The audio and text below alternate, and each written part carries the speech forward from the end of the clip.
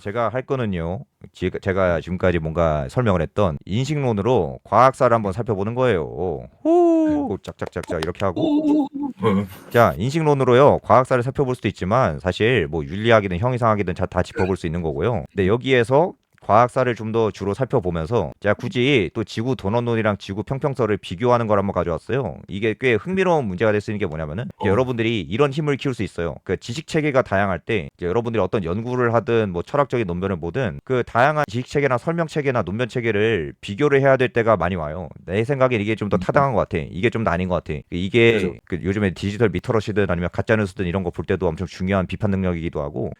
맞, 진짜. 그렇죠. 그래서 이런 말도 어, 안 되는 지식 체계조차도 이거 어, 기준으로 보면 이게 좀 더 강한 것 같은데 아닌데 이거 기준으로 보면 이게 좀 더 지식 체계가 약한가 하는 식으로 비판 능력을 키울 수 있는 게 아주 중요하다라고 해서 맞, 이거 인식론을 배우면 이런 말도 안 되는 지식 체계를 비교하는 것도 가능하다라는 기획으로 준비해 온 거고. 둘 중에 뭐가 덜 족같냐. 그렇죠. 뭐가 덜 족같고 뭐가 상대적으로 좀 냄새가 덜 나냐 이런 걸 할 수 있는 겁니다. 그렇게 해서 철학과 과학의 묘한 관계도 한번 이식론 관점으로 볼 거다. 자, 첫 번째, 좋습니다. 지동설의 발전 과정으로 과학사를 살펴보자. 음, 여러분, 지식 체계도 발전을 할 수 있습니다. 아까 말했지만 이 사회 존재로는 베이비 단계라서 아주 가슴이 옹졸해지는 단계거든요. 이것도 곧 발전할 텐데 이거를 주로 배그의 고인물화로 알아보는 지식 체계 발전으로 제가 가져왔고요. 네. 이걸로 과학혁명론을 쭉 한 다음에 과학혁명론의 한계도 한번 지적을 해볼 거예요. 이건 주로 토마스 쿤에 대한 이런 비판이 될 거고 이렇게 해서 이 인식론으로 과학사를 훑어보는 걸 좀 한 다음에 드디어 가슴이 옹졸해지는 지구 도넛설과 지구 평평설 배틀로 과학의 관계를 한번 알아보자. 오, 이렇게 한번 해볼 겁니다. 참고로 저는 좋습니다. 지구 도넛설이 상대적으로 우위에 있는 이론이라고 생각해요, 진심으로. 이따 한번 봅시다, 그거는. 아, 좋아요, 좋아요. 예, 자, 예. 철학과 과학의 관계부터 한번 슬쩍 그냥 짧게 한번 설명을 해볼게요. 옛날에는 철학이 학문의 아버지였죠. 그러니까 무슨 철학 하면 그게 그냥 지식 체계가 되는 거거든요. 예를 들어 뭐 국화의 철학하면은 국화에 대한 여러 지식 체계들을 모아놓은 약간 그런 느낌을 해가지고 철학으로 그냥 다 퉁쳐가지고 지식 체계가 됐는데 2차 세계대전 이후에는 상황이 바뀌어서 이제 학문의 아버지이자 이제 챔피언이 과학이 됐잖아요. 실제로 2차 대전 끝난 다음에 철학자들이 모여서 이제 모럴 사이언스 클럽이란 거 만들어가지고 궁상 떠는 그런 시대가 돼요. 우리 이제 뭐 먹고 사냐. 그래서 이제 뭐함이라고 하면서 이제 철학자들은 형이상, 가치 철학, 인신론 등에 집중하는 그런 게 됩니다. 그렇게 해서 인식론으로 이제 비판할 수 있는 그런 단계까지 된 거고 그러면은 이제 과학 하시는 분들도 그렇고 좀 궁금해 하시는 부분들이 보통 뭐였냐면은 이제 수학자들은 과학에 어느 정도 이바지한 그런 게 좀 보이잖아요. 그러면 그렇죠. 과연 철학자들은 이 과학자들을 위해서 뭔 일을 해왔냐 도대체. 그러니까 이게 또 웃겨요. 철학자들은 엄청 과학을 위해 많이 뭔가 해주려고 노력하는데 이 과학자들은 그런 게 있었어? 하는 그런 거란 말이에요. 이거 보시면 왜 예, 이런 인식의 차이가 생겼는지도 알 것 같고 예. 그래서 과학자들은 전혀 신경 쓰지 않는 것 같은 분위기를 풍기지만 철학자들 나름대로는 엄청나게 뭔가 과학 지식 체계를 지탱하고 발전시키기 위해서 궁상 떨면서 다양한 개념을 도입했다. 그 개념이 뭐냐? 세 가지가 있다. 음, 설명력과 정합성과 직관성인데 자, 어, 요거는 학부 오늘 때 하루 들어가면 종일 이거 네네. 가지고 얘기할 거잖아요, 그죠? 그렇죠. 이거 가지고도 정말 한 네, 일주일 내내 이야기할 수가 있어요. 다 사례 들 거고. 자, 네. 설명력은 요거는 이제 지식의 핵심 요소입니다. 그러니까 외부 현상이나 아니면 뭔가 우리가 설명하고자 하는 거를 얼마나 잘 설명할 수 있냐. 음, 그러니까 사후 설명과 미래 예측 능력으로 뭐 되기도 하고 뭐 엄청 많아요. 이것도 깊게 음, 파고들면 뭐 그런 게 있고 이제 정합성이 있습니다. 정합성은 어느 지식체계 내부가 얼마나 뭐 모순이 없냐 이런 거를 포함하는 맥락으로도 일상적으로 말할 수 있지만 여기서 말하는 거는 똑같은 대상을 설명하는데 얼마나 적은 개념과 전제가 필요한지 말합니다.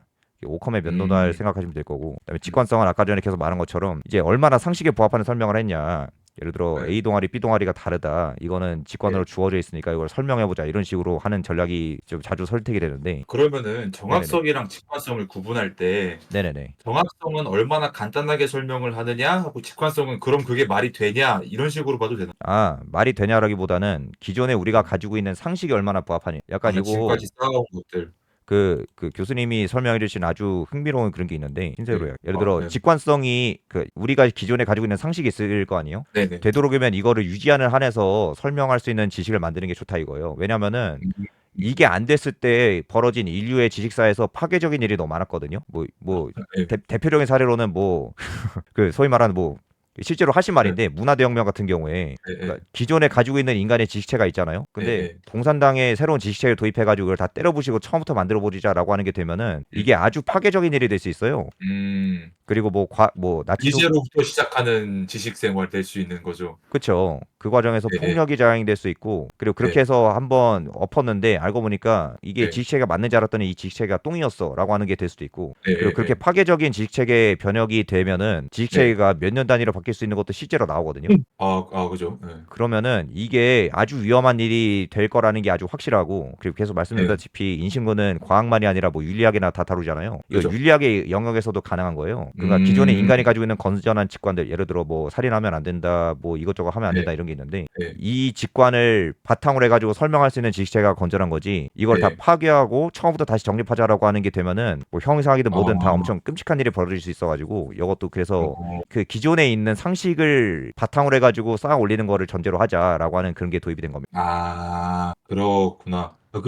근데 이제 저희 채팅창에서 네네네. 정합성을 보면서 이제 질문하신 건데 오컴의 면도날을 이제 모르시는 분들도 계시거든요. 아, 오컴의 면도날 간단하게 설명 부탁드릴 수 있을까요? 이게 예를 들어서 뭐 네. 똑같이 그 뭐가 있을까요? 그래요. 뭐 천체현상이라고 합시다. 천체현상이 있는데 A 책에는 뭐 개념을 3개로 도입했는데 B는 네. 이걸 2개로 간단하게 설명할 수 있다라고 할 때 B 네. 체계가 좀 더 우월한 거예요.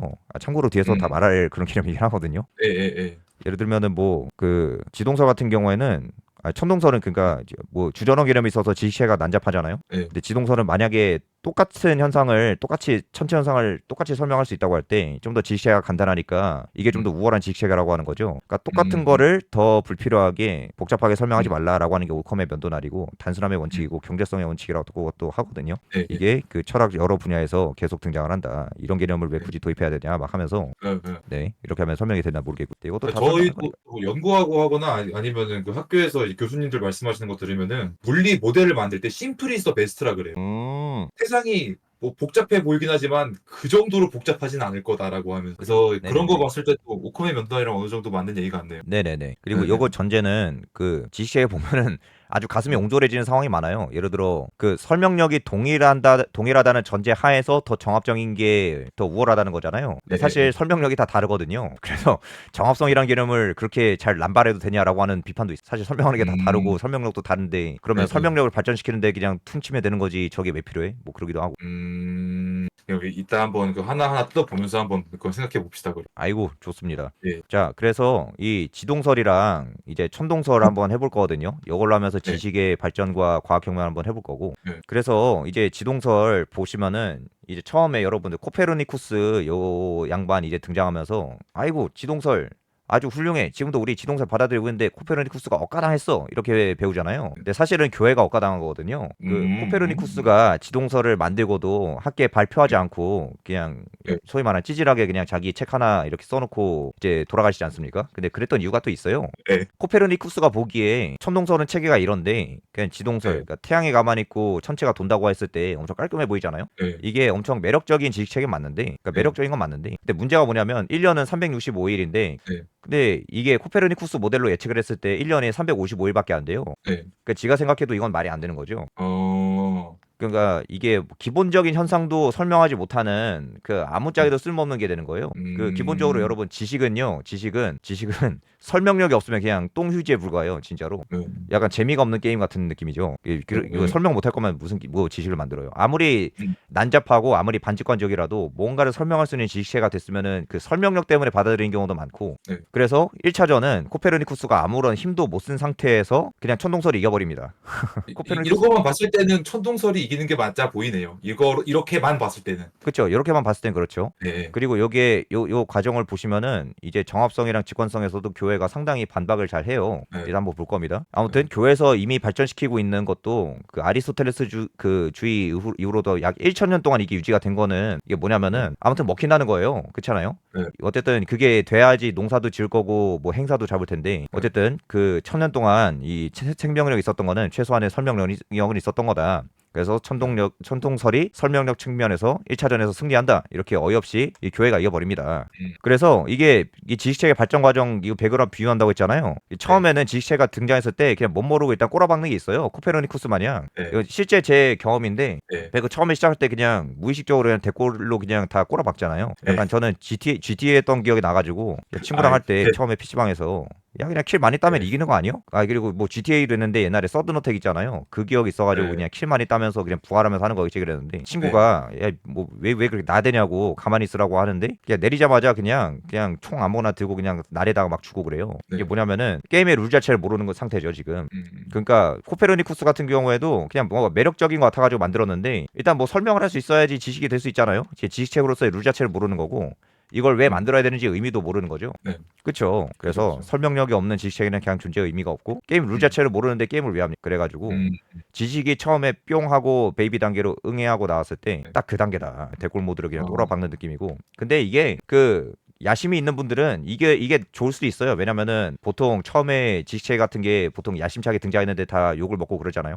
보통 이 그쵸. 단계로 시작을 하면서 발전하는 것도 있다. 발명도 마찬가지고요. 그러니까 뭔가 이게 새로운 지평을 열려면은 그럴 수밖에 없다는 거죠. 그렇죠. 그런 시도가 네. 생각보다 많다. 지금까지 나왔던 것들이랑 뭔가 다른 지식이 나온 거니까 그걸 설명하려는 시도들도 필요하고. 그렇죠. 그 과정에서 예예. 좀 이제 보완도 필요하고요. 예예. 자, 그러면 2차전이 어떻게 시작이 되냐? 이제 케플러가 이제 지동설에 타원 궤도를 도입하면서 2차전을 벌일 수가 있게 되거든요. 음. 이러면 어떻게 되냐면은 이제 지동설을 받아들이든 천동설을 받아들이든 1년이 365일인 게 이제 설명 가능해져요. 그렇죠? 네. 그러면 설명력이 동일해졌다는 전제가 됐을 때 이제 정합성을 음. 가지고 이제 싸울 수가 있게 됩니다. 그럼 직관적으로 당연히 지동설론자들은 야, 교회 너희들 뭐 지동설을 받아들이든 천동설 역을 받아들이든 어쨌든 1년이 365일인 거 똑같이 받아들일 수 있으면 야, 지동설 네. 봐봐. 체계가 얼마나 깔끔해. 그냥 이렇게만 설명하면 되는데? 그럼 우리가 더 우월한 지식 체계 아니요? 라고 이제 비판하면서 2차전이 시작이 되는 거거든요. 예. 다시 말하지만 정합성은 더 적은 개념으로 얼마나 동일한 설명력을 제공하냐 그거잖아요. 얼마나 체계가 예. 깔끔하냐 그건데 이게 근본적으로 천동설이 문제가 뭐냐면은 이 주전원 개념 때문이에요.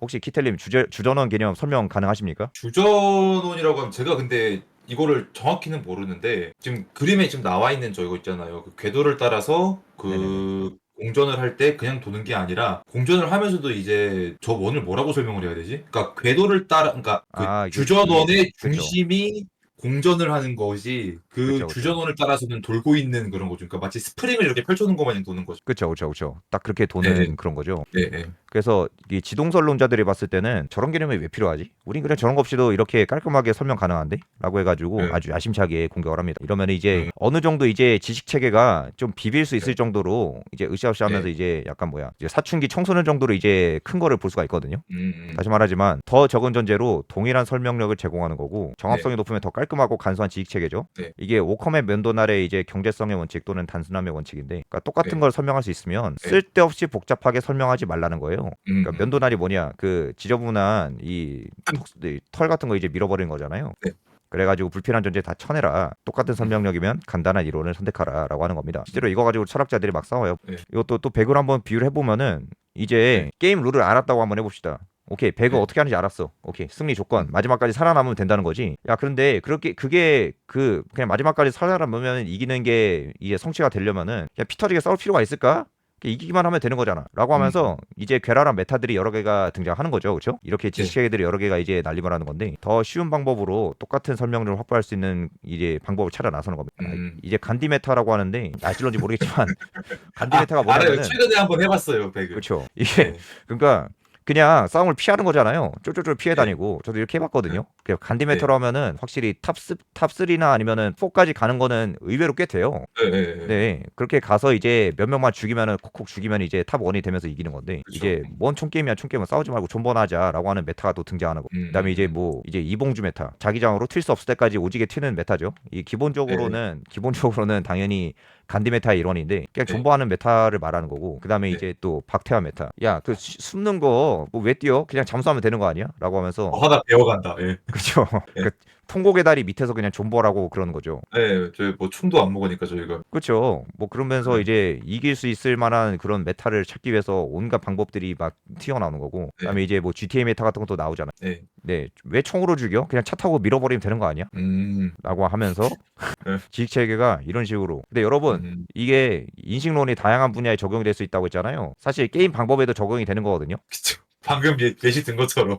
맞아요. 예를 들어 뭐 스타크래프트에서 뭐 디펜스 맵을 한다고 할 때 야 이 맵 다 안 되는 것 같아. 뭐 이번에 히드라로 한번 해볼까?라고 하면서 할 수도 있는 거고 트로피코에서 이제 뭐 파인애플 키워볼까? 뭐 그렇게 되는 거고 그렇게 조금씩 늘어나는 겁니다. 근데 이런 애들 특이 뭐냐면은 막상 이런 허접한 메타로 잘 이기지 못해요. 도망친 곳에 낙원은 없듯이.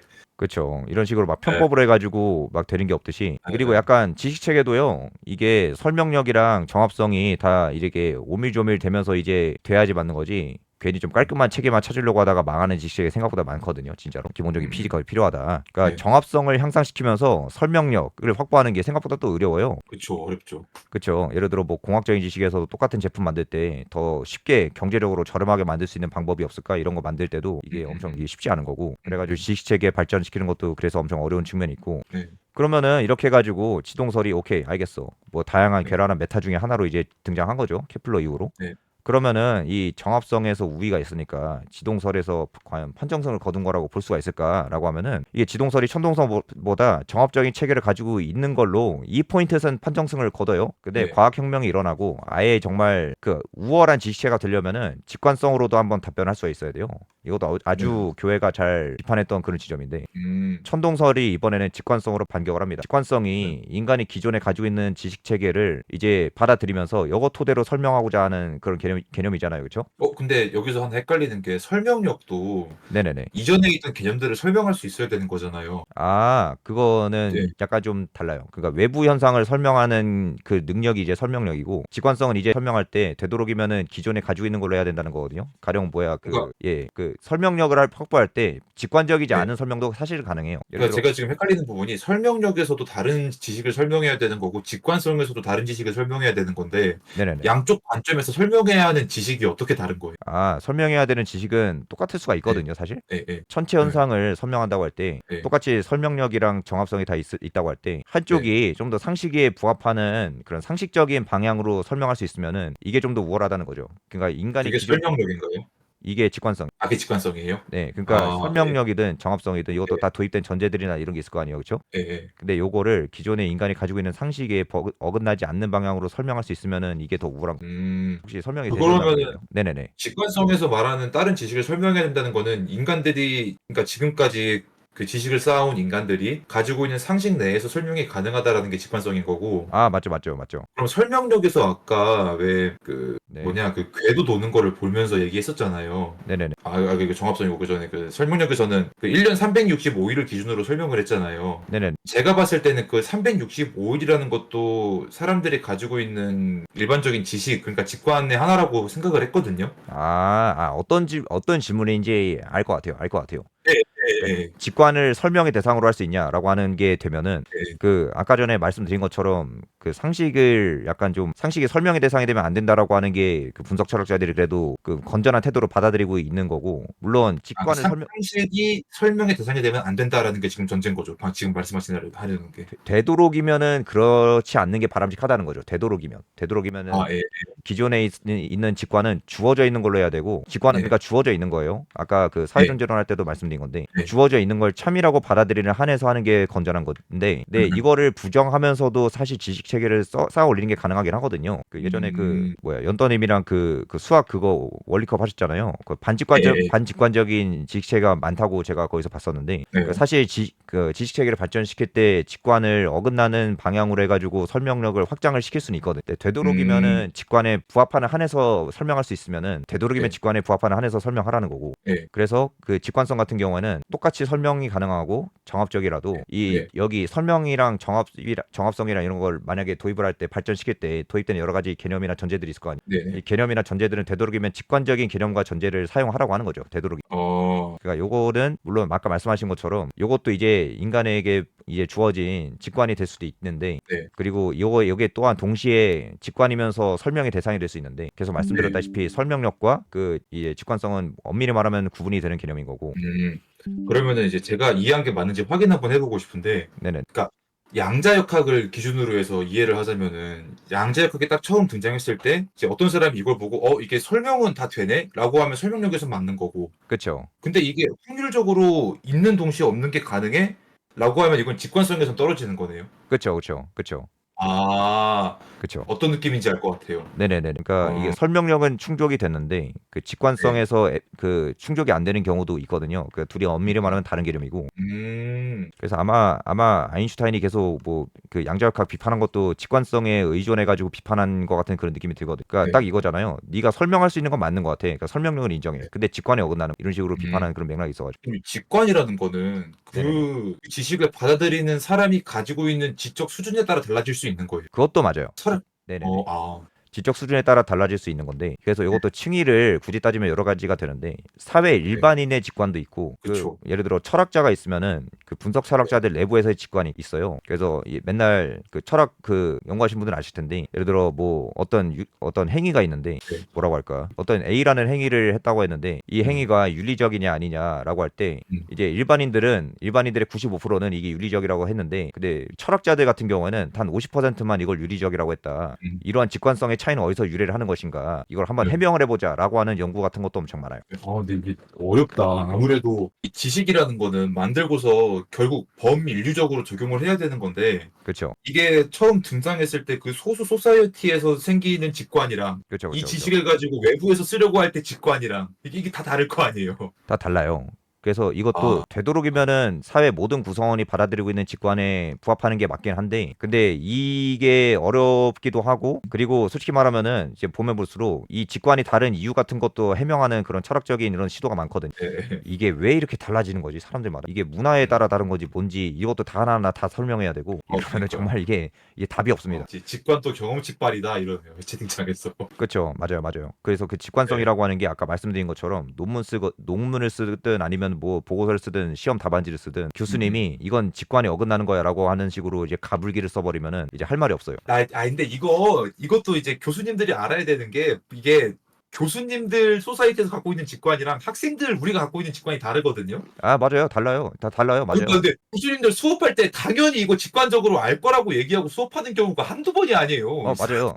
아, 진짜로. 아, 그러니까, 진짜 어, 여러분 그게 진짜 있거든요. 이게 아까 이거 교수님들 배워야 돼. 아무튼, 네. 우리는 사실상 사회 일반인과 거의 다를 바가 없는 그냥 예를 들어 학부면 학부생이고 대학원생도 학부에서 갓 졸업한 이렇게 들어온 사람들인데 우리가 네. 이거를 상식적으로 알고 있는 거를 알고 우리를 똥멍청이로 취급을 하는 거잖아요. 그니까. 이게 그래서 법학 같은 거 이제 어, 배울 때도 뭐지 그 예를 들어 빚도 재산이다 이런 걸 하잖아요. 근데 솔직히 사회 일반인 네. 관점으로는 빚이 왜 재산이야 이러잖아요. 그죠, 그렇죠. 이래서 네. 직관도 이 사람마다 다 다르고 음, 학자마다도 음, 음. 다르고 학교 이뭐 공부한 전공에 따라도 다르고 다 그렇습니다. 근데 되도록이면은 사회 일반인이 모두 다 받아들이고 있는 직관에 부합하는 게 조금 더 직관성에서도 우월하다는 그런 게 있어요. 그러니까 직관도 뭐 A 직관이랑 예를 들어 또 이게 있겠죠. 그 설명력이 똑같고 정합성도 똑같아. 근데 네, 네. 직관성에서만 둘이 달라라고 할 때 A 어, 직관과 B 직관이 있을 때 A 직관은 좀 더 많은 사람들이 상식적으로 받아들이고 있는 직관이고 B는 좀 더 급진적인 것 같아. 새로운 시도인 것 같은 직관이 있어. 그러면은 음. A가 좀 더 맞는 거를 판정승을 내려야 되지 않을까 하는 그런 것도 그러면은 그 강의실 안에서는 교수님이 한 명이고 나머지가 다 학생이잖아요. 네네네. 그럼 거기서 좀 더 제너럴한, 그러니까 그 다수가 인정하는 직관은 교수님의 직관이 아니라 학생의 직관인데, 교수님이 수업을 하면서 너네 왜 이걸 네. 못해라는 생각을 한다면은, 네. 그러니까 우월한의 반대가 뭐지? 그 열등함? 교수님의 직관은 열등한 거네요. 그거 맞다. 그렇다. 예, 예, 이렇게 얘기할 수 있겠네. 이게 그리고 뭐야 이게 더 강해져서 만약에 뭐야 그 윤리학이 맞아 그 뭐지 유명한 논문이 있거든요. 예, 예전에 그 귀납 같은 거 말씀드린 적이 있었는데 예. 그 거의 인신 공격을 했다 싶은 그 교수님들 간에 주고받는 논문들이 있어요. 예를 들어 거기도 있어요, 그런 거? A 논문의 이름이 뭐 귀납 논증을 이렇게 해보겠다라고 하는 제목을 A라고 해봅시다. 그러면 다른 예, 교수님은 예. A 논문의 허상성 이렇게 논문을 발표를 해요. 이거 심했다. 그러면서 설명에 어, 그 뭐지 뭐 A 교수는 이 학설을 받아들여서 말하려고 하는 것 같은데 솔직히 말하면 이 학설이라고 하는 거 난 처음 들어봤고 관심도 없는데 이게 왜 안 되는지 내가 한번 설명해 보겠다라고 하면서 거의 뭐 그런 식으로 되는 것도 있거든. 이것도 보면은 음, 교수님들 간의 직관조차도 서로 다른 게 보이기도 해요. 그래가지고 아, 철학은 진짜 이거는 여러분 교수님을 잘 따라가는 게 엄청 중요한데 또 그쵸. 교수님의 직관을 아이고 옳습니다라고 따라갈 자신이 없으면은 네. 좀 현타가 많이 올 거예요. 윤리학에서 이런 게 엄청 많습니다. 이러다 보니까 직관성이 설명력, 정합성 다음 순서로 오는 게 이런 이유 때문이겠네. 예, 맞습니다. 그 맞아요. 그래서 직관성이 약간 좀 최후의 수단 같은 것도 있고, 근데 반대로 이런 분들도 계세요. 직관성이 오히려 연구의 시작이 돼야 된다. 예를 들어 실제로 그런 게 많긴 해요. 그 예를 들어 뭐 A가 이타적인 행위를 했다. 네. 근데 A가 돈이 없을 때 이타적인 행위를 했을 때, 돈이 많을 때 이타적인 행위를 했을 때보다 조금 더 이타적인 행위라고 평가를 받는 것 같은 직관이 주어져 있다. 이 직관이 왜 아, 발생했는지를 한번 설명해 보자라고 하는 것도 있거든요. 예, 예, 예. 직관을 오히려 좀 전제로 둬야 된다라고 하는 분들도 계시고, 근데 제가 음, 보기에는 설명력을 맨 처음으로 두는 게 맞는 것 같다. 왜냐면은 설명력이 없는 건 아무리 봐도 똥휴지밖에 안 되기 때문에. 뭐 과학하는 사람 입장에서는 그게 맞는 것 같아요. 제가 보기에도 그래요. 아니 뭐 재미도 없는 거 왜 연구해요?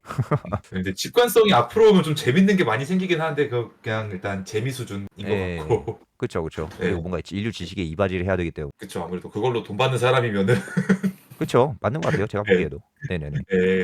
그럼 이제 직관성 얘기 한번 들어볼 수 있을까요? 아, 좋아요. 아, 예. 그렇게 해가지고 그 이제 교회에서 이제 이 직관성을 토대로 이제 설명력과 정합성을 지닌 이제 지동서를 반겨오기 시작하거든요. 자, 예. 뭘로 하냐? 이제 교회에서 나름대로 또 실험을 해요. 아까 음, 말했다시피 직관성은 얼마나 더 일반적인 상식에 부합한 지식이냐거든요.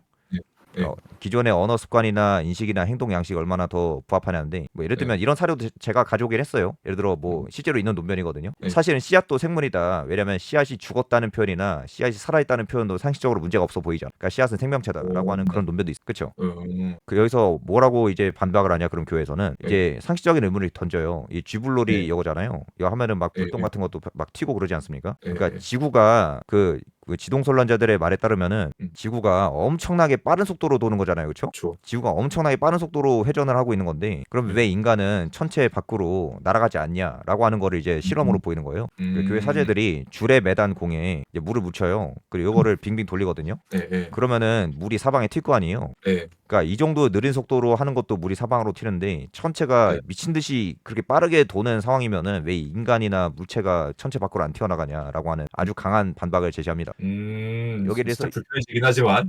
예, 예, 그쵸, 그쵸. 예. 그래서 지동설 지지자들이 반박을 못해요. 또 사실 뭐 어, 직관적으로 봤을 때 자기들이 봐도 말이 안 되거든. 생각해보니까 예, 내가 예. 왜 지상에 발을 붙이고 있지? 음, 여기서 이제 아예 그러니까 이 지동설이, 그러니까 설명력도 충족을 하고 그 정합성에서도 우월하고 직관성에서도 우월해졌을 때 이제 과학혁명이 일어나는 거라고 이제 토마스 쿤이 말을 한 거거든요. 아, 그러면은 네네네. 지금 봤을 때 살짝 직관성이라는 거는 네네네.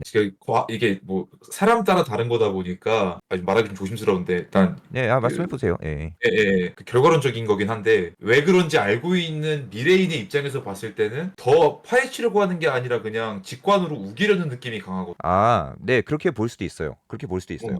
당시 사람들은 그거를 그러니까 이게 뭐 지구의 중력 때문에 우리가 붙어 있고 뭐 힘이 어떻게 작용하고 이런 거를 모르니까 네, 그쵸. 그리고 그렇게 얘기할 수 있죠.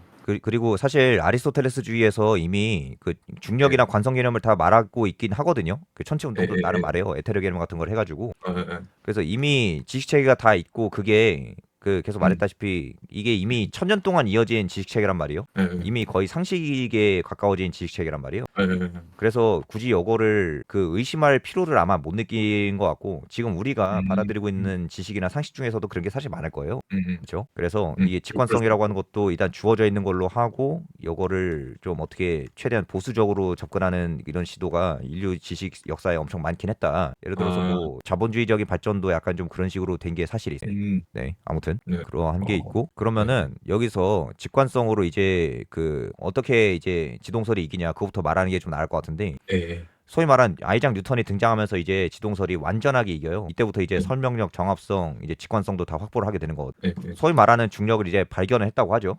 예, 그러니까 중력을 해명합니다. 그러니까 운동 법칙 세 가지를 도입하잖아요. 뭐 관성, 예. 가속도, 작용, 또, 반작용. 심지어 요거를 이제 수학적으로 아주 간단하게 설명하고 또 증명 같은 거 또 하게 되니까 네, 직관성의 측면에서도 이제 교회의 천동설에 대항할 수 있는 그런 기반을 마련한 거죠. 직관의 토대를 네, 마련한 거예요. 네, 자, 그러면은 이게 아까 말씀드렸다시피 직관력에서도 이제 대항을 할 수가 있잖아요. A 직관이랑 B 직관이 있으면 뭐가 더 상식에 부합하는 것 같지? 라고 할 때 음, 가슴이 옹졸해지는 옛날 그 아리스토텔레스주의랑 한번 비교를 해보는 게 나을 것 같아요. 음, 음, 자, 아리스토텔레스 같은 경우에는 이 중력을 뭐라고 설명하냐? 소위 말하는 이제 사물의 본성으로 말해요. 사물의 본성. 목적론적 세계관에 의해서. 이거 TMI인데 제 동아리 친구 중에 또 물리학 박사하고 있는 양반이 있는데, 그 양반이 요걸 한번 요런 걸 한번 과학 지식 논변사 같은 거 한번 하고 있다고 하더라고요. 제가 조금 도움을 네, 좀 네, 주려고 하고 있는데, 네. 그러니까 뭐냐면은 사물은 본성상 맨 밑에 물이 가고 그 다음에 고체가 가고 그 다음에 기체가 간다. 그냥 사물의 본성이 이래. 뭐예요, 이 본성이? 그냥 사물의 본성이 그렇대요. 예를 들어서 뭔 기태님 소리지? 아까 말한 것처럼 의자의 본성이 뭐냐? 그 목적론적 안- 세계관이잖아요. 네, 의자의 본성은 앉는 거잖아요. 네, 네. 그러니까 그 기능을 적절하게 수행할 수 있는 의자는 이제 목적론적으로 우월한 의자고, 그렇지 않으면 열등한 의자인 거죠. 네. 그리고 아리스토텔레스는 모든 사물에 다 목적이 있다고 생각을 했어요. 인간에게도 네. 목적이 있고 우주에도 목적이 있고, 좀 더 큰 추상적인 범주인 고체 자체에 목적이 있고, 네. 뭐야, 액체 자체에 목적이 있고, 이런 식으로 되는 겁니다. 사물에 네. 상상 가능한 모든 개념과 모든 사물에는 다 목적이 네. 그 기능이 다 있는 거고. 음, 음, 그래서 그냥 본성상 그렇다. 그냥 액체가 맨 밑에 가고 그다음에 음, 고체가 가고 그다음에 기체가 가는 거야. 이렇게 음. 하는 거를 아리스토텔레스가 형이상학이라고 하는 졸라 두꺼운 책으로 다 설명을 합니다. 그리고 일단 요게 알겠습니다. 요게 이제 스토아 철학이랑 뭐랑 이제 크리스토교 신학이랑 합쳐서 이제 스콜라 철학이 되면은 이제 소위 네. 말하는 이게 이제 교과서가 되는 거거든. 네. 이제 사물의 목적이라고 하는 게 옛날에 뭐 자연 법칙이라고 했는데, 이제 뭐 하나님의 뭐 힘이니 뭐니 하는 식으로 뒷받침이 되는 거예요. 네. 그렇게 해서 중력을, 그러면은 왜 이렇게 공을 던졌을 때 그 공이 던져진 다음에 땅으로 떨어지냐? 고체니까 땅으로 떨어지는 거다. 기체가 위에 네. 있어야 되고 고체는 밑으로 가야 되고 그 밑에 액체가 있어야 되고, 이런 식으로 해서 설명이 되는 거고요. 네. 그리고 관성 같은 경우에도 뭐 예를 들어 뭐 던졌을 때 이 힘이 있을 거 아니에요. 이 힘이 주는 방향으로 물질은 계속 움직이려고 한다. 이것도 사물의 목적상 그냥 본성상 그래. 네. 그럼 왜 물건이 던졌을 때 떨어져? 관성이랑 그 물건이 가지고 있는 힘이랑 그 물건이 밑으로 가려고 하는 이 본성이랑 결합돼 가지고 이렇게 던져지려고 하다가 이제 떨어지는 거야라고 하면서, 목적이라고 하는 그 키텔님도 솔직히 사물의 본성과 목적이 뭔 소리야? 뭐 이런 생각이 들죠. 사실 좀 조잡해 보이긴 해요. 그렇죠? 네. 네. 근데 뉴턴 같은 경우에는 그냥 수학 공식으로 관성의 법칙, 가속도의 법칙, 그리고 작용 반작용의 법칙 그냥 증명해서 그냥 수학으로 네. 그냥 띡띡하면은 되게 만들어 버렸잖아요. 네. 그러니까 수학 공식 몇 개 도입해 가지고 증명하면 되는 게 된 거죠. 이 직관성에서. 근데 이제 아리스토텔레스주의를 하려면은 이 졸라 두꺼운 아리스토텔레스의 형이상학을 이해를 하고 적용을 시켜야지 설명할 수 있게 된 거란 말이에요. 솔직히 말하면 발레도 엄청 많고, 그래서 엄청 쉽게 말한 거긴 하지만 뉴턴 덕분에 사실 지동설이 설명력도 더 팽창이 된 게 또 있습니다. 사실은. 좋죠. 예를 들어 목성의 위성의 운동 같은 것도 다 예측을 하잖아요, 이걸로. 그래서 아무튼 간에 뉴턴 법칙 덕분에 지동설이 이제는 직관성에서도 이 아리스토텔레스주의로 이제 직관력으로 설명하던 거를 월등히 우월하게 이제 설명할 수 있는 체계가 됩니다. 근데 이제 과학혁명이 일어나는 거고, 이때 교회에서는 어떤 반응이냐? 오히려 이것도 사실 교회에 엇가는 건데, 교회 사제들은 오히려 이게 맞는 거 같네? 아이고 뉴턴 경 훌륭하십니다라고 하면서, 그래요? 네, 오히려 뭐지? 우리가 뭐 사물의 본성이나 이런 거를 하나님이 만든 이 우주의 질서랑 이런 거를 잘못 이해한 것 같네요. 이걸로 한번 해보죠라고 하면서 좀 전환을 시켜요, 오히려. 네. 네, 그게 많아요. 그렇게 되면서 이제 어. 과학혁명이 일어나면서 이제 천동설 폐기, 지동설로 해보자라고 하는 식으로 이제 뉴턴주의를 바탕으로 해가지고 목성의 위성도 다 계측을 하고, 뭐 운동 속도란 뭐 이런 것도 되면서 일상에 있는 직관 같은 거, 예를 들어 뭐 공 던진 거 이런 것도 더 잘 설명이 되는, 이렇게 되면서 지식이 완전히 이제 성숙해진 거거든요. 네. 이렇게 해서 천동설이 패배하고 뉴턴주의가 완성되면서 중력으로 모든 게 다 해결이 된 거다. 다시 말하지만 직관의 아하. 싸움에서 아리스토텔레스주의 한계를 다 이제 보완을 했고요. 오히려 더 쉽게 이제 설명을 했고, 여기에 대해서 천동설이 반박을 실패해요. 이제 형이상학 있다시만한 두꺼운 책으로 이걸 어떻게 반박을 하겠어요, 그렇죠? 그냥 뉴턴이 그냥 수학 공식으로 딱딱딱 하면 그냥 증명하게 됐는데, 이걸로 지동설이 완전. 패러다임이 이제 전환이 되고 있대. 그렇죠. 이렇게 지식의 챔피언이 된 거고, 네. 사실 요것 때문에 이제 천년 동안 이제 스콜라 철학의 이 전성시대였던 지식 체계가 소위 말하는 과학이라고 하는 걸로 대체가 되기 시작해요.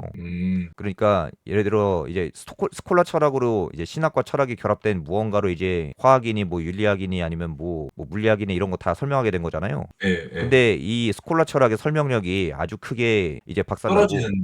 네. 그렇죠. 떨어지고 이게 더 잘 설명하는 것 같아. 이게 되는 거죠. 설명력에서도 이제 과학이 점점 밀리게 되니까 요거 말고 다른 대안적인 지식 체계를 찾아볼까라고 하면서 이제 라부아지에가 뭐 화학에서도 뭐 이런 거 저런 거 하는 거고, 그다음에 뭐 다양한 뭐 실험 과학으로 이제 뭐 신체 해부도 같은 것도 그 신체도 실제로 한번 해부를 해보자라는 식으로 이제 다빈치가 이렇게 해부해가지고 뭐 하기도 하고 하는 식으로 소위 말하는 경험 과학의 시대가 점점 이렇게 가속화되고, 스콜라 철학이 이거에 대해서 별로 또 대처를 못해요. 대처할 수도 없겠죠. 그래서 그냥 멍하니 있어.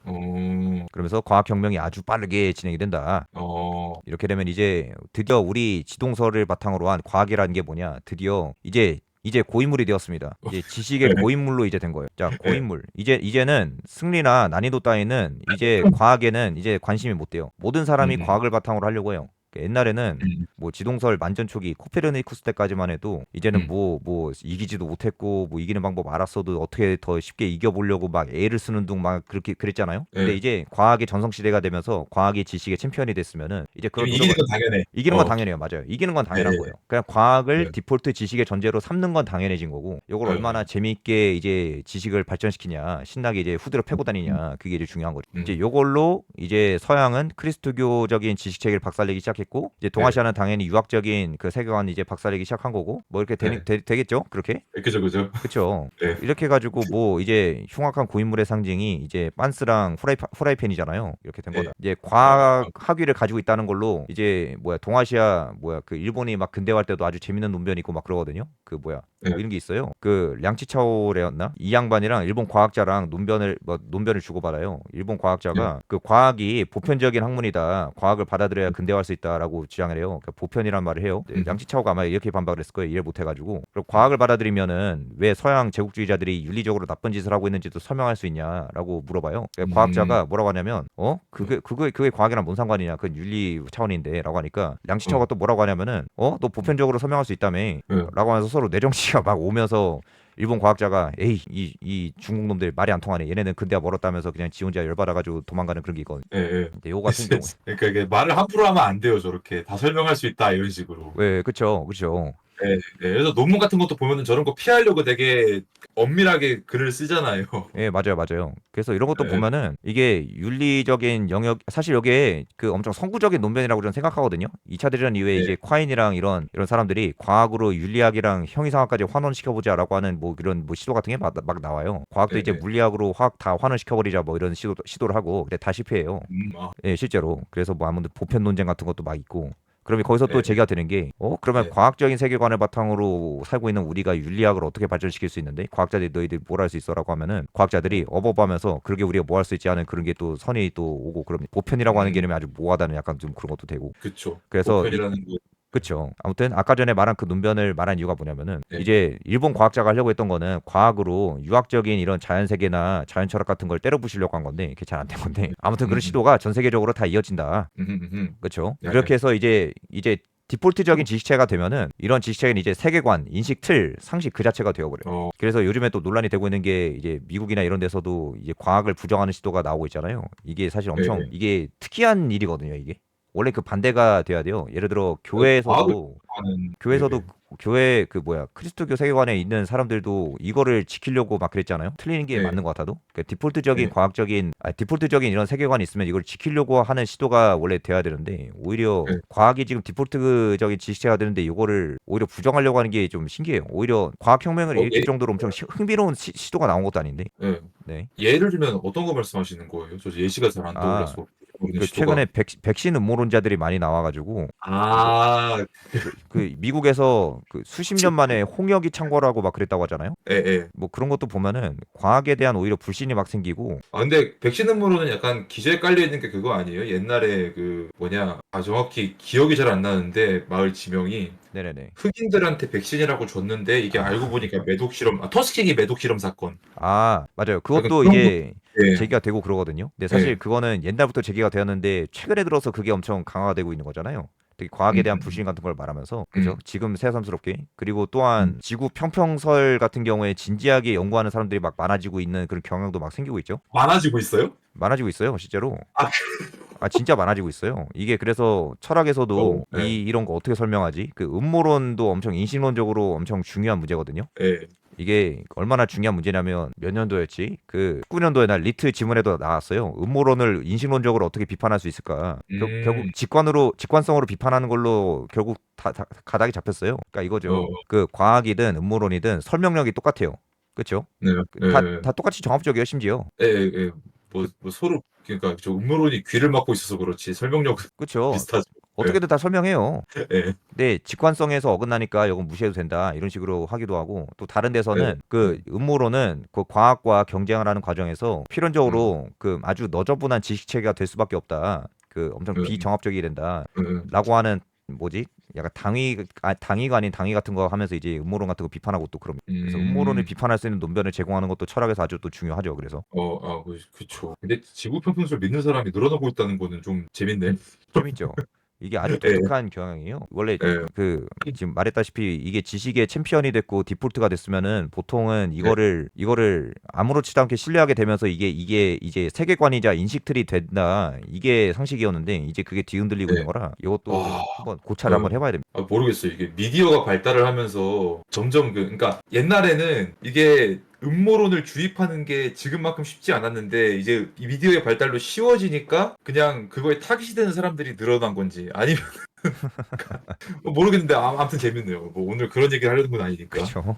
아무튼 예, 뭐 재밌다. 그래서 예, 예, 이제 지식의 보수성이랑 맨날 논문 가지고 교수님이랑 투닥투닥거리는 게 예. 사실은 이게 지식적으로 인식론적으로 보면 아주 건강한 거긴 해요. 논문 가지고 투닥투닥거리는 음, 게 음, 왜냐면은 개차반 같은 지식이 쌓이면은 안 되잖아요. 설명력이든 그렇죠. 정합성이든 뭐 직관성이든 어떤 식으로든 음, 비판이 될 수 있는 게 엄밀하게 검증이 된 다음에 학계에 음, 보고가 되고 사람들이 참고할 수 있는 지식이 되는 게 건전하기 때문에 음, 음, 음. 참고로 이 짤 보내준 게 누구냐면은 아까 전에 말씀드린 제 뭐 동아리 그 물리학과 박사 친구 있잖아요. 그 양반이 보내준 네. 거예요. 아, 그래요?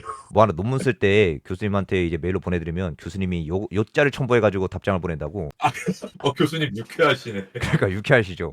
예. 그래서 이게 2단계 논문? 2단계 논문 막 이러면서 어. 인식론 맨 처음에 도입부에서 배우는 게 요거예요. 지식은 기본적으로 보수적이어야 한다. 아, 안정성을 추구해야 돼요. 지식이 음. 인류의 생존과 번영에 직결된다. 그리고 여기에 박살났을 때 안 좋은 사례가 너무 많았죠. 뭐 나치 독일 사례라든지 뭐 문화 대혁명이라든지. 그래서 잦은 수정은 바람직하지 않다. 음. 하지만 또한 판정승은 내려야 돼. 그렇죠? 어떤 지식이 옳은지 이런 음. 거를 이제 견주어야 하기 때문에 음. 설명력, 정합성, 직관성 이런 거를 토대로 지금까지 지식이 검증이 되고 있고 철학이든 윤리학이든 과학이든 그렇게 되면서 메타가 음. 변해왔다. 음. 사회존재론 같은 경우에는 설명이 많긴 한데 아직 뭔가 통합이 안 되고 있고 설명력이 다 음. 고만고만해요. 음. 그렇게 해서 이제 직관성까지 뒤집어지면은 과학의 슈퍼스타가 되면서 이제 과학혁명이 이루어지고 음. 그렇게 된 거다. 그냥 뭐 이렇게 논문끼리도 싸우면서 크는 거다 애들처럼 저렇게. 그렇다. 그러면서 예, 예, 이런 예. 고인물이 나오면은 이제 과학이 이제 고인물이 된 것처럼 다 뚜까 패고 예. 다닌다. 그래서 이게 이제 저도 옛날에 한번 책을 써볼까 했던 게요. 그 네. 동아시아 이제 사회 근대화할 때 네. 조선의 지식인, 일본 지식인, 중국 지식인끼리 이런 것 저런 거 논의를 한 거 있거든요. 과학 관련해서. 예, 예. 이런 것도 한번 출판해 보면 좀 재밌는 기여가 될 것 같은데 하는 식으로 돼 있는데 근데 음. 기본적으로 토대는 이거예요. 뭐지? 모두가 과학을 다 기본적인 그 디폴트로 받아들이려고 한 건 맞아요. 예. 이건 고종 때도 그렇고 예, 그래서 예. 이미 근대화가 덜 된 동아시아 세계에서도 과학은 고인물이다. 다 뚜까 패고 다니고 음. 있었다. 음. 음. 뭐 그런 거를 말하면 되는 거고. 그래서 맞아요. 인식론과 과학사를 한번 또 정리를 해보면요. 자, 네. 지식이 한번 탄생했다. 응의하고 나왔다라고 하면은 네. 인간은 무언가 설명하고 싶어 하죠. 맨 처음에 네. 그 노가리 이제 청자분들이랑 하면서도 말한 게 뭐냐면 자연 철학이나 과학 같은 게요. 그 그리스나 아니면 서양의 그 전유물이 아니에요. 그리고 음. 과학이라고 하는 거는 조선이든 뭐 일본이든 완전 고대, 완전 선사 시대 그러니까 아예 빙하기 시대든 음. 인간이면은 모든 걸 설명을 하고 체계를 만들려고 하거든요. 네. 네. 지식이란 게 결국 그런 거고 네. 구전된 지식을 통해서 이제 재련술이나 이런 게 발달하기로 한 거고 네. 그런 네. 식으로 뭔가 설명하고자 독특한 그 지식이 만들어지는 거고 그렇게 발전이 된 거고 네. 네. 근데 그렇게 설명력이 한번 나오면은 이게 이제 보완이 되겠죠. 팽창을 해요. 설명력이 네. 한 체계로 더 많이 설명할 수 있는 걸 만드는데 처음엔 아까 말했다시피 그 지식의 설명력이 떨어질 수가 있어요.